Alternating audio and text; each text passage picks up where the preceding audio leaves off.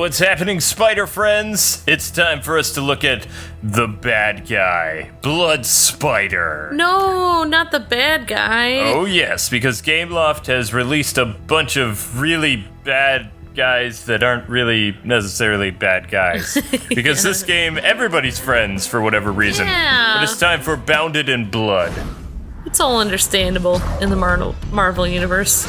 Well, in the Gameloft universe, I mean, everybody is friends with one another, even though in the Marvel universe they really, sometimes don't get along. Alright, there you go. Gameloft is like, let's take characters that are very different and don't necessarily like each other because they try to kill each other all the time, and let's make them all work together to stop these portal things. It'll be fun. And to earn some extra cash. It's Disney presents the Marvel Universe by Gameloft. Yep.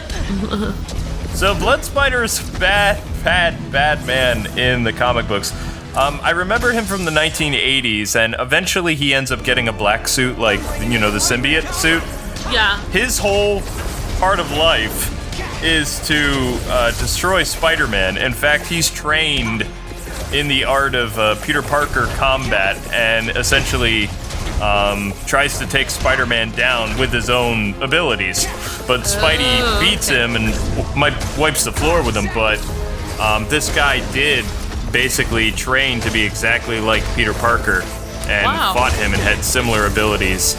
I don't really remember what the dude's name is, but we'll get that later. Does he have weird things like legs or something that come out of his backpack or something like that? Or do you have any idea? I think he does have like a type of Doc Ock arms, but I can't remember. Yeah, he doesn't necessarily have spider powers. It's all that that suit he's wearing. Yeah, the tech in his suit. I think he's kind of like a mini Bane, sort of, except he doesn't get enlarged. That's how he has his super strength. All right, cool. And I think he swings on like special ropes. And has claws to hang onto the wall and stuff like that. He's got some weird pipes coming down into his hands, so... Don't quote me on that, though. I don't really know. I'm gonna quote you! We're all gonna quote you, Kwing! No, let's not do that. That's right. But this summer, there's gonna be tons of new spiders that are gonna be happening, so we will go back to looking at this stuff during the week as best we can.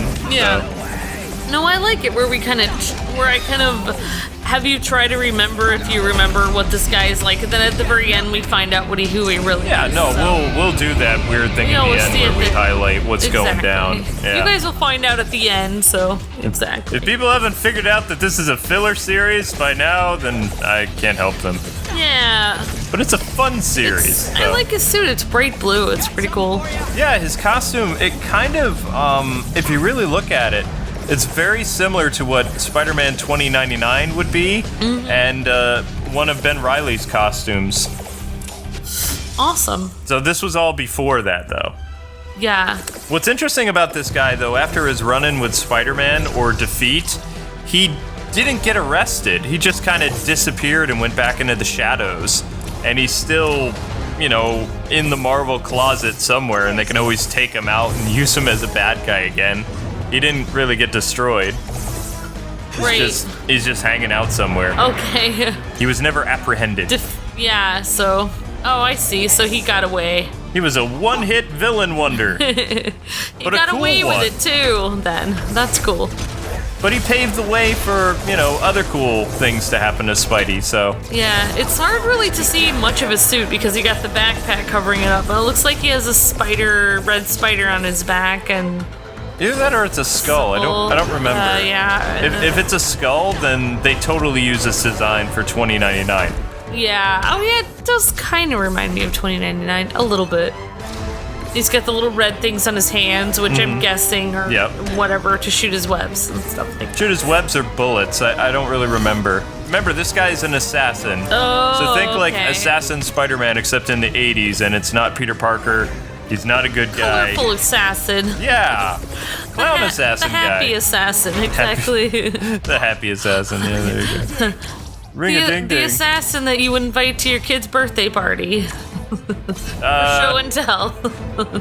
I mean, he is... Yeah, maybe not. He does quip like Spider-Man, too, but the only reason he does that is because he's been driven insane by trying to mimic his enemy, to the umpth degree. So he quips...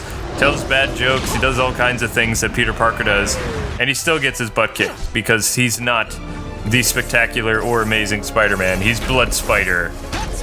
Yeah. But I remember in the event that I got him in, they were talking about how, like, oh, I can't believe this guy, is coming through the portal. We're not really the best of friends, but maybe we can recruit him to help us defeat the Sinister Six. Yeah. So, yeah. And I was just kind of like, okay, I have to look up who this Blood Spider guy is.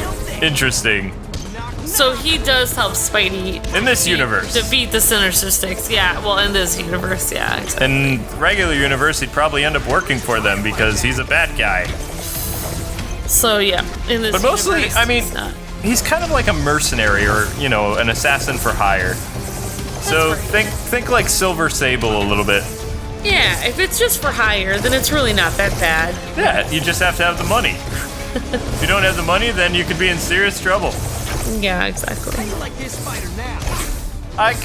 this spider, but my top 10 list is getting longer and longer each episode.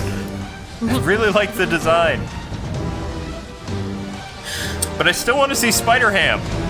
Yes, Spider-Ham. Well, I do like the design. Blue's my favorite color, so it's a refreshing change from regular red. It's a very calming color for an assassin. I know. What I mean? Maybe it helps him de-stress after he has to, make his hits on people throughout the day. It'd be a stressful job. You can imagine sometimes he'd feel a little bad about his job.